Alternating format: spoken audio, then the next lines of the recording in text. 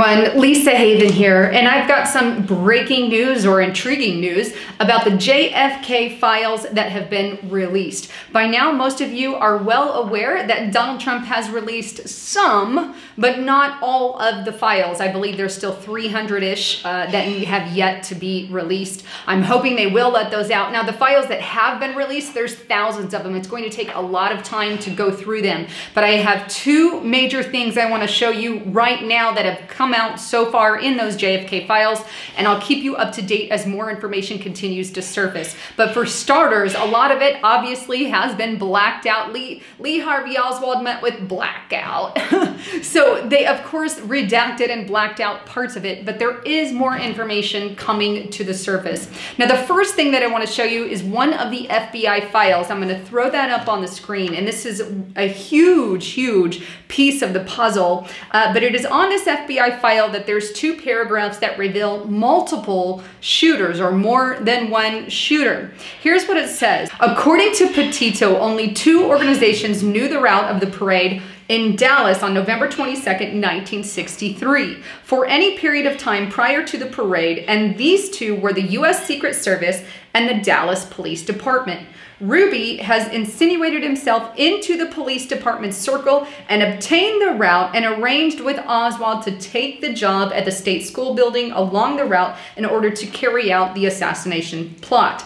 Pochito said the Surgeon General's report on the assassination stated that the first bullet entered the president's throat below the Adam's apple, clearly showing that two persons were involved with the first shot being fired from the bridge across the park way in front of the car. Now, we know Oswald was a little up there and kind of shot from above, but this is in front of the car. And there are multiple reports there is over 6 eyewitnesses' testimony on other files that have been released saying that there was a bullet hole that came through the windshield of Kennedy's car. But to further substantiate this, Potito said there was a bullet hole in the windshield of the president's car. So we have one from up, if you will, and coming through the windshield there as well. And again, like I said, Petito wasn't the only one that had stated that. There were 6 other eyewitnesses and other reports filed via the JFK files that have been released. But more information is coming out, but this is a big bombshell. Now, another bombshell is evidence that the U.S. government, at least at that time, had plans for a false flag attack. No joke. Now, we know Operation Northwoods was one that was planned that was never carried out. Well, here we have another one, Operation Mongoose, that is coming out with the JFK files.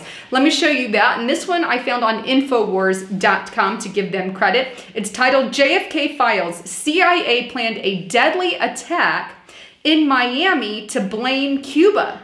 False flag plan was part of Operation Mongoose. Now, the report goes on to detail that a scary revelation has come out about a copy of papers called Pretext for War with Cuba that describe a plan under Operation Mongoose to conduct a false flag terror attack in Miami to be blamed on Cuba, but actually carried out by the CIA. Let me pause right there. So this is a CIA planned attack planning to kill some refugees and blame it on Cuba so they can go after Fidel Castro.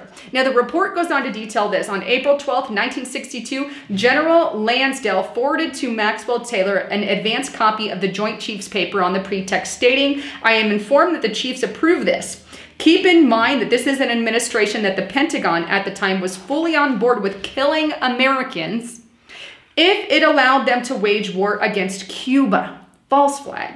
We could develop a communist Cuba terror campaign in the Miami area and other Florida cities and even in Washington. We could sink a boatload of Cubans en route to Florida, real or simulated, the false flag plan reads. We could foster attempts on lives of Cuban refugees in the U.S., even to the extent of wounding in instances to be widely publicized, exploding a few plastic bombs in carefully chosen spots, the arrest of Cuban agent and the release of prepared documents substantiating Cuban involvement also would be helpful in projecting the idea of an irresponsible government. So let's kill a few refugees, blame it on the Cubans, if you will, so we have a reason to go after Fidel Castro, blame it on Castro there. So that's kind of the idea, a quick summary of what Operation Mongoose is about, and some of these are found in the JFK files. So do governments plan false flags attack? Well, Operation Northwood and Operation Mongoose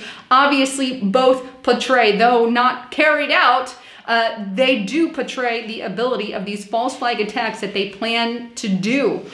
So can we say that other false flag attacks have been carried out? Absolutely. We know that they have. September 11th, I believe, was one. And that leaves a lot of us to question what happened in Las Vegas, because there's a lot of puzzles still missing. They're taking information from people, deleting the footage on cameras and phones, only allowing certain interviews and not giving us the information and saying, well, it is what it is. This is what we have for you. Well, obviously something else could be at play there. Anyhow, wanted to bring you the latest on all the JFK stuff so you have all that information. Please don't forget to check out my partner at getthetea.com. He has supplements, vitamins, minerals, and of course the detox. So don't forget to check that out as well. Anyhow, thanks again for tuning in. If you like what you heard, subscribe to the channel and give me a thumbs up and share it everywhere. Well, I'm Lisa Haven, signing out.